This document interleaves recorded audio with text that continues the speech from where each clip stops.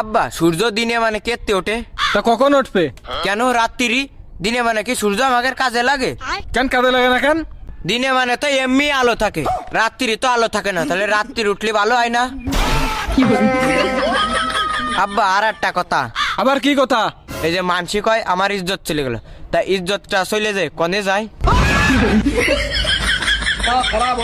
আব্বা এ কথা নাই, বাদ দিলাম, আর একটা কথা আছে। কয়া এই যে কাজী সাহেব মানসির বিয়ে পড়ায়, কাজী সাহেবের বিয়েটা পড়ায় কিটা? আব্বা আরো কিছু কবি? হ্যাঁ আব্বা। তা কয়া। আব্বা এই যে মানসি জন্মদিন পালন করে, তো জন্ম রাত পালন করে না কেন? যারা রাত্রি রইলো তারা তো জন্ম রাত পালন করতে পারতো। ও আব্বা। তুই কি থামবি মনি? না আব্বা। তাহলে কয়া। আব্বা এই যে লাইট আছে না, লাইট তো বিভিন্ন কালার হয়, লাল হয়, হলুদ হয়, নীল হয়, সবুজ হয়, কিন্তু কালা কালারের বাল্ব হয় না কেন?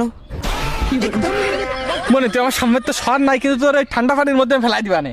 আব্বা পানিতে ফেলানোর আগে আর একটা প্রশ্নের উত্তর দাও। আবার কি প্রশ্ন? আব্বা জিলেপি যদি একা বেকা নয় যদি সোজা হইতো, তাহলে জিলেপির নাম কি হইতো? আর আব্বা এই যে শিয়াল মুরগি ধরে, এই মুরগি এই যে আমরা রাইন্দে খাই, তা শিয়াল কাঁচা খাই কেন? আর আব্বা এই থাম। না থামবো না। তাহলে কয়া। বিষে যদি মিয়াত না থাকে, ওই বিষ খেলে কি মানুষ মরিয়ে যায়? আব্বা এটা শেষ কথা। এই যে আমরা চোখ দিয়ে সবকিছু দেখতে পারি, কিন্তু চোখের ভিতর কিছু গিলি এটা দেখতে পারি না কেন? কিন্তু গিলি না আব্বা যাবো না, আর একটা কথা কব। শুয়ারের বাচ্চা আবার তুই আর কি কবি রে?